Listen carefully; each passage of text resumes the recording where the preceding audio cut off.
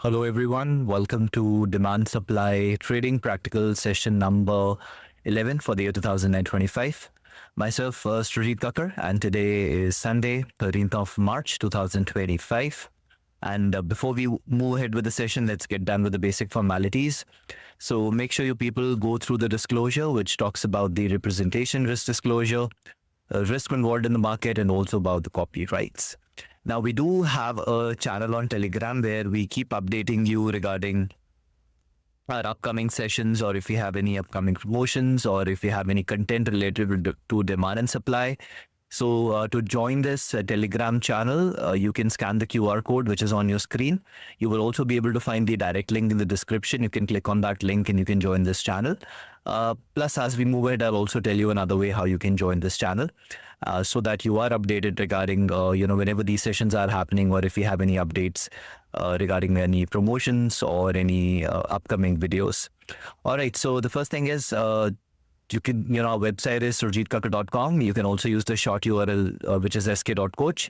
And like I was talking about, as we move forward, I'll tell you another way how you can join this channel. So once you visit our website, which could be any of these two URLs, in fact, sk.coach will also redirect you to surjitkakkar.com. It's just that it's a smaller URL to type.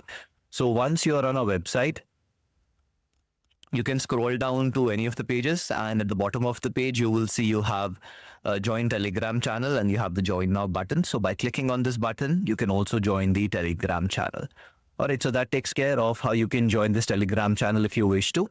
Now, today's session is our practical application of demand supply methodology. So our demand supply course, which previously used to be a paid course, now is available as a 100% free course. So if you have still not learned the methodology, as we move forward again, I'll tell you how to access this course. But once you have gone through the course, you basically learn the methodology theoretically. Now, to experience it practically, I do these practical sessions, which is once every weekend, where we take some practical examples to which we apply the complete methodology. And that helps you understand how to plan trades very mechanically and rule-based using demand and supply. Now, the best part about these practical sessions is that we are not looking into something which has already happened, because like I would always say that what has already happened is a piece of cake. Anyone can apply any indicator, any oscillator, and can identify a number of reasons why you would have been a buyer or a seller on that particular symbol.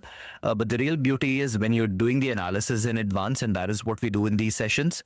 I do the analysis in advance so that you can see the before, and eventually once the example gets triggered, we also review it, so you are able to see both the before as well as the after, and that helps you build confidence in the methodology that yes, things can be pre-planned, and once you see them playing out, that helps you build confidence in the methodology, and that is where you also start getting inclined towards learning it.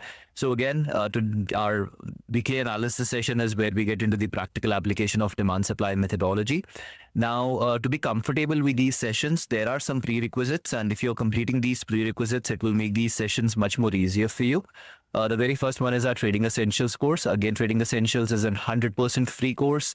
It says optional. Why? Because someone who already has a very good trading background, they can definitely skip it, though I would not recommend you to skip it. I would still suggest to go through this Trading Essentials course. If you're starting as a fresher, then definitely you should be going through this Trading Essentials course. Now, how can you access the Trading Essentials course? Very simple. Once you're on our website, you can see under services, you have the option which says courses. Click on it. And the very first one you can see is Trading Essentials. Click on it and you will find that the course is available both in English as well as in Hindi. So once you click on it, it will redirect you to our course playlist where you have all the lessons lined up for you, lesson 1, lesson 2, lesson 3. So go through all the lessons, and that basically covers the complete Trading Essentials course. Again, no registration required, no sign-ups required. You just have to click on this and it will take you to our playlist. So that's your Trading Essentials. Now, once you are done with your Trading Essentials, the next step is to learn demand supply methodology. So how do you learn demand supply methodology? Again, on our website under services, when you click on courses, you will see that the second option is our demand supply course. You can click on it. And here also you can see it is available both in English as well as in Hindi. Whatever language is comfortable for you, you can learn the methodology in that particular language. And this will also take you to our playlist, which has about 15 lessons, which will cover the complete demand supply methodology theoretically. Now, like I was talking about, that once you have learned it theoretically, unless and until you see some practical examples, at times we don't get a very good understanding of how it has to be implemented. So that is where these YouTube live sessions, they come in handy. So if you click on YouTube live sessions, you will see that you'll have option to watch the past sessions. So these past sessions, the current archive is almost, I'll say probably close to 1.5 years of recording. So they are again available in both languages, English as well as in Hindi. So you can go through those previous recorded sessions, because the more number of examples you'll see, the better you'll start having the understanding of what demand supply methodology is all about. Plus, we also do these live sessions, and I already told you that for these live sessions, you can join the Telegram channel so that you get updated when these sessions are happening. Or you can also subscribe to our YouTube channel so that you get notified whenever we are conducting these live online sessions. So that takes care of our Trading Essentials and the Demand Supply Trading course, which will be the theory part. Now, during these practical sessions, you will see that I apply the methodology in a very mechanical and rule-based way, for which we use two documents. One is called as the rule book, the other one is called as the flow chart. Now, how do you gain access to these documents? Again, under services, you have the option which says downloads. And here you'll be able to find the very first one is the rule book. You can click on download. The second one is the flow chart. You can click on download. And these are the two documents. So that's your rule book, and that's your flow chart. And during these practical sessions, you will see that how I use these two documents to plan trades very mechanically and rule based. All right, so that basically covers up all the prerequisites. And for today's session, we don't have any pending trade examples, because whatever got triggered in the past, we have already reviewed them. Nothing is getting carried forward. So we can straight away start with our analysis for today. So whenever we talk about trading, I always say trading has to be a very mechanical and rule-based process. And why it should be mechanical and rule-based, I have explained this in a video, and the title of that video is How to Start Trading. The link is available in the description. If you've still not watched that video, make sure you watch it. And the process I've explained in that video, trust me, everyone will have to go through that process, maybe once, maybe twice. So understand the process, go through that process, and that will help you become a very mechanical and rule-based trader. So since we need to be mechanical and rule-based, we need to create something which is called as a trade plan. Now, when you're starting as a fresher, it's not very easy to create a trade plan from day one. Now, even if you have a lot of experience, but let's say now you're learning a new methodology, it's not easy to create a trade plan from day one. And that is where these two documents, they come in handy for you. The very first one is your trade plan steps, which basically guides you what you need to do as a demand and supply trader step by step. And it's in a form of a flow chart. And all these steps, they have their own elaborate rules, which you'll be able to find in the rule book. And like I said, during these practical sessions, you will see how to use both these documents in combination. So what is my step number one whenever we start planning our trade? Step one is we need to define our trade purpose. And what do we mean by trade purpose? Trade purpose means the expected duration of the trade, which is from the time you enter the trade to the time you exit the trade. Now, when I'm talking about the exit can be the target. The exit can be break even. The exit can be the trailing stop loss. The exit can also be the stop loss, any kind of exit. So the question is, why am I starting with the trade purpose as my very first step? And the reason is that whenever we do our analysis, the charts that we use, they are time-based charts, and we have a number of time frames available to us. So the very first challenge we face is that there are so many time frames available. So what are these a number of time frames? Which time frame should I be using for my analysis? That's the very first challenge. And to overcome this challenge, we do not start by randomly selecting any time frame. We again go with a very logical approach. And that logical approach is that the longer I want the duration of the trade, the bigger the time frame I should be using for my analysis. And similarly, the smaller for my analysis. So what I've done is I have divided these trades into 4 different purposes, and we call them as the hourly income, daily income, weekly income, monthly income. Hourly income implies a trade where my expectation is that this trade can last for an hour or few hours. Daily income, a trade which can last for a day or few days. Weekly income, a trade which can last for a week or few weeks. And monthly income, a trade which can last for a month or few months. Now, very important, by definition, I say daily income is a trade which can last for a day or few days. But when you're trading markets which are not 24-hour markets, then I'm pretty sure all of you would have experienced whenever the market opens, some symbols they gap up, some symbols they gap down. And because of this gap up, gap down, what can happen is if you get a gap in your favor, you might get profit which is bigger than what you were expecting on that trade. But if you get a gap against you, you can also lose more than what you were willing to lose on that trade. So we understand that whenever we hold a position overnight in a market which is not a 24 hours market, we do have that gap risk involved. And that is why my recommendation to all of you is that initially your hourlies and dailies will be strictly intraday trades. For weeklies and monthlies, anyhow, we are not expecting to get the exit the same day. So here we have no choice. We'll have to keep these positions as overnight positions. But that does not mean that for weekly, monthlies, we cannot have gap against us. For weeklies, monthlies also, we can have gap against us. But the probability definitely reduces because the bigger the time frame, the more weightage is getting added to your trade setup. So it can still happen, but the probability is definitely reduced compared to your dailies and the hourlies.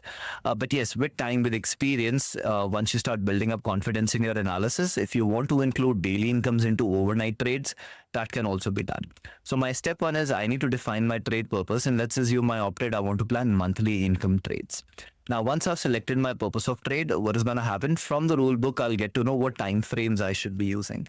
So if you go to page number 28 on the rule book, we start with the topic, which is multiple time frame analysis.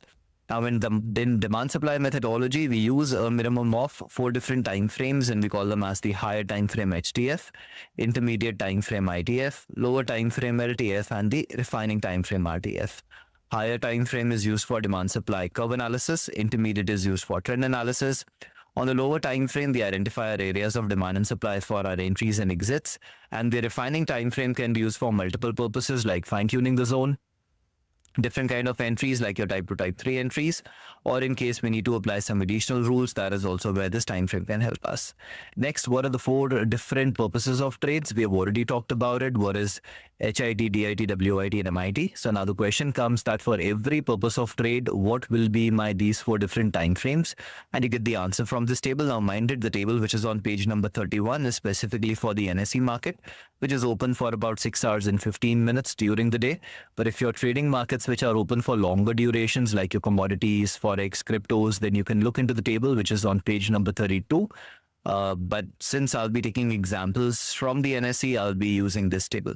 Now, I want to plan monthly income trades. So from this table, I got to know that as a monthly income trader, my time frames will be monthly, weekly, daily, and 60. Monthly will be the higher time frame, which is used for curve analysis. Weekly will be the intermediate time frame used for trend analysis.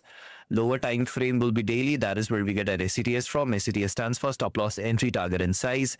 And in case we need to use the refining time frame, then my refining time frame will be the 60 minutes chart, which can be used for multiple purposes like fine-tuning the zone, type 2, type 3 entries, or in case we need to apply some additional rules, that is also where this time frame can help us. Now, as soon as I'm done with my step number 1, now I have the clarity to what time frames I'll be using, plus what is going to be the purpose of each and every time frame. So my challenge number 1 is taken care.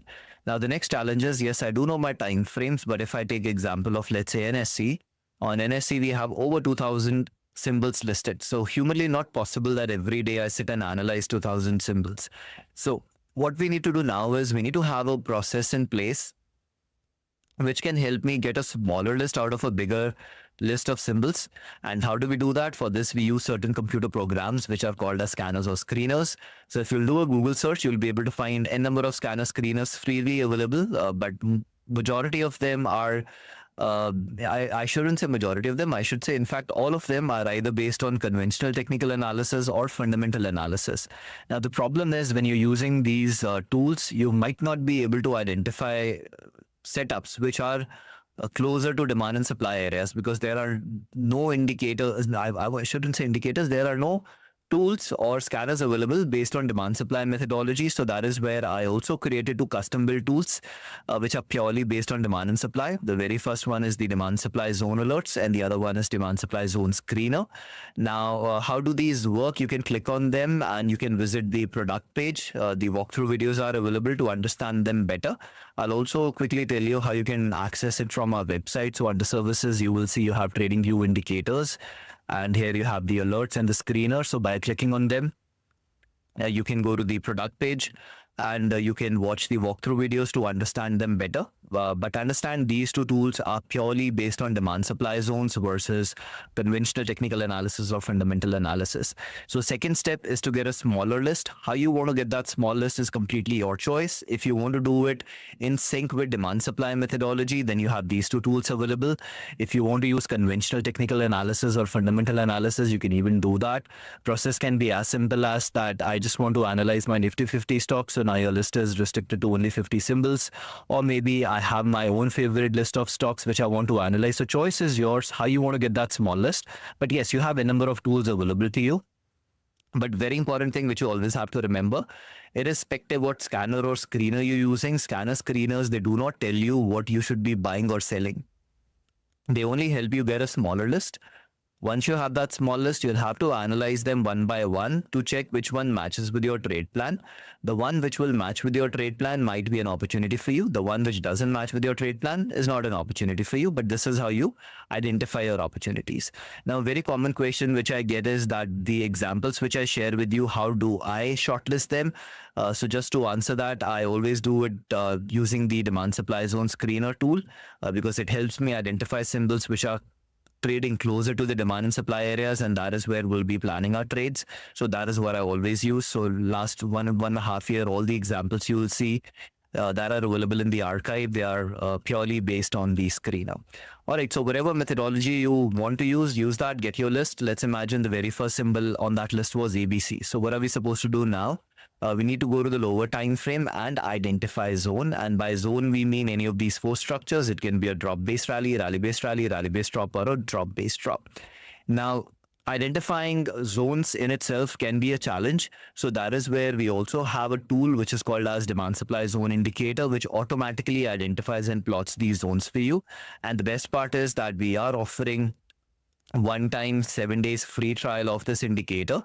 If you've still not tried this indicator, you can do that by coming to our website. And on our website, you will see that under services, you have to click on trading view indicators, and then you'll have this zone indicator. Click on this.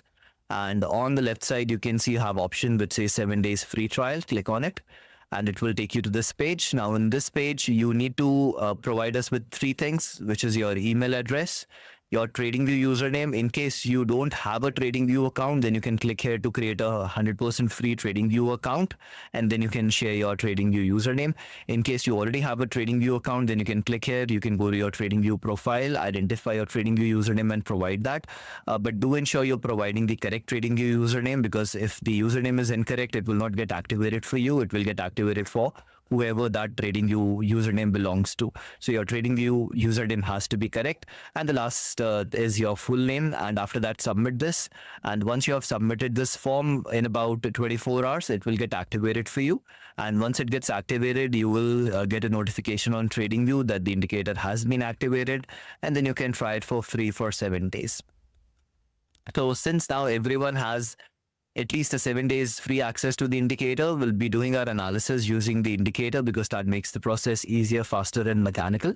So let's assume that's the symbol which I got from my whatever process I use for getting a smaller list. And can you see, as soon as I applied the demand supply zone indicator, it is telling me from the current market price, we have a drop-based rally structure, which is right here. So can you see now I don't have to identify the zones. The indicator is automatically doing for me. And here you can see we have a drop-based rally structure. So step number 3 was to identify a zone. Do we have a zone available? The answer is yes. The indicator automatically identified the zone for us, and we do have a zone available. So now that we know we have a zone available, it does not mean we will be trading it blindly. The next step is to qualify it. And for qualification, we have a 2-step process. In step 1, we'll qualify it based on certain conditions. And in step 2, we'll qualify it based on the booster scoring. So the first thing we'll check is that the zone we have identified, can this be a case of level on top of level? Because if it proves to be a case of level on top of level, we might have to shift from the zone we have already identified to a different zone. And how do we verify that? It's a very simple concept. If you have an intermediate time frame zone, and the same intermediate time frame zone divides into multiple zones on the lower time frame. So again, when your intermediate time frame zone divides into multiple zones on the lower time frame, we call it as a case of level on top of level. So the first thing we understand here is that to be a case of level on top of level, my lower time frame zone has to be completely inside the intermediate time frame zone, which we call as a coinciding level. So you need to have a coinciding level as the first criteria for it to be a case of level on top of level. If you don't have a coinciding level, it cannot be a case of level on top of level. So let's verify that the zone I have identified, does it coincide with any intermediate time frame zone? Now, since I've already marked the zone here, once I go to my intermediate, I can see the zone is getting replicated here. But wherever my lower time frame zone is, we don't have any intermediate time frame zone here, which means this is not a coinciding level. So since we don't have a coinciding level, it cannot be a case of level on top of level. Now, this zone is not because of a gap. Therefore, gap rules will also not apply. Pivot nor authenticity definitely applicable, because to drop-based rally and rally-based drop, we always apply the rules of pivot and nor authentic. So what are the rules for pivot and nor authentic? If I go back to my rule book and if we go to pivots, you will see the aggressive rule says that before applying the boosters, make sure that the move from the zone was able to violate at least one opposing zone on the intermediate time frame. So what we are trying to do here is that we do understand that this area, being a structure of pivot, does not have something which we call as a high quality kind of a approach, right? Because we understand that pivots can be non-authentic zones. They can be test of previous zones. They can also form because of n number of conventional technical analysis. So we want to add some extra probability to such areas before we trade them. And the way we want to add that extra probability is we want to see that the move from this zone should have violated an opposing zone. So if this is demand, an opposing zone would be supply. So when the prices they moved up, it should have violated at least one supply zone, and that supply zone should not be of the same time frame. It should be of the intermediate time frame, which in this case will be weekly. So let's verify that when the prices they started moving up from here, did it violate any weekly zone? So what I'll do is I'll do a replay, and you can see once I do a candle replay, I will be able to see the supply areas which were here. So let's zoom out. So unfortunately, we don't have any supply areas, right? So you can see if I keep moving ahead, let's increase the speed. So, yeah, there is. So you can see we did have one supply area because the candle was still live. That's the reason it did not mark it. But after the completion of the candle, we can see we definitely have a supply area which was formed. And eventually when the prices, they moved up, this supply was violated. So my condition number, in fact, there is only one condition for the aggressive rule, which says that there has to be a violation of an opposing zone in the intermediate time frame. We definitely saw that. So if I'm using the aggressive approach, based on my aggressive approach, this is definitely qualified. And then I can move on to the next step, which is unstable equilibrium, which is not applicable in this case. Now let's assume I was applying the conservative rule. So the conservative rule has two conditions, and it says that one, we need an impulsive move on the intermediate time frame. So if I again go back to my intermediate time frame, you can see this was my last pivot high, and then the prices, they started moving up from here. We created a new high, so we do have an impulsive move. So condition number one is definitely applicable, which is an impulsive move. And we also have another condition, and that other condition is that on the refining time frame, I need to have an authentic zone. Now, in this case, my refining time frame will be the 60 minutes chart. So let's see on the 60 minutes chart, do we have an authentic zone? And for the indicator to load faster, what I can do is I can change my settings that only on the visible chart data so that it loads faster for me. So here you can see that we don't have an authentic zone inside of it, which is a rally-based rally. Here also we have a drop-based rally structure. So the fact remains that if you are a conservative trader and you apply the conservative rules for planning your trades, this is not a valid trade setup for you, because based on the conservative rules, this will get disqualified. But if you're an aggressive trader and you're comfortable with planning your trades using the aggressive approach, which is this one, then this is definitely a valid trade setup for us. So let's assume I'm an aggressive trader and I want to apply the aggressive rules. So based on that, this was definitely qualified. So whatever applicable rules were supposed to be applied, we applied those rules. And based on the aggressive approach, was the zone qualified for us? The answer is yes. So now that we know we have a qualified zone, does not mean we'll blindly trade it. Now we'll apply the boosters to understand its quality and the probability factor. So let's bring up the booster sheet. So the very first one is freshness. The zone is definitely fresh, gets a score of 3. Talking about strength, you can see we have an explosive move. That's the reason the indicator is identifying it, gets a score of 2. Your time at the zone, we only have one candle in the basing, which is again a score of 2. Reward to risk ratio will take as an assumption. So if you look at the quality scoring of the zone, we have a score of 10 out of 10 with the assumption of reward to risk ratio, which makes it as a high quality setup for us.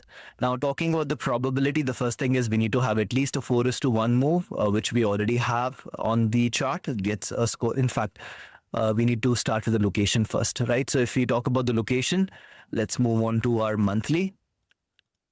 And you can see we also have a monthly zone here. So we are planning our trade very low off the curve, which is the best location to plan a long trade, gets a score of 2. Now at best locations, trends, they become irrelevant. It doesn't matter whether we are in an uptrend, downtrend or sideways. In all the 3 cases, we can give it a score of 1. So we don't even have to do the trend analysis. We can skip it. Otherwise, if you go to your intermediate time frame, you will see the indicator will automatically do for you. It is telling you that currently we'll consider it as a sideways trend based on the zone violations. But like already said, that since you are trading at the best location, you can even skip, because in all the 3 cases, it would have been a score of 1. All right, next is move from the zone. We have already checked that. We have a move which is more than 4:1, gets a score of 2. It is not a case of level on top of level, and it is not even a coinciding level. We have already verified that.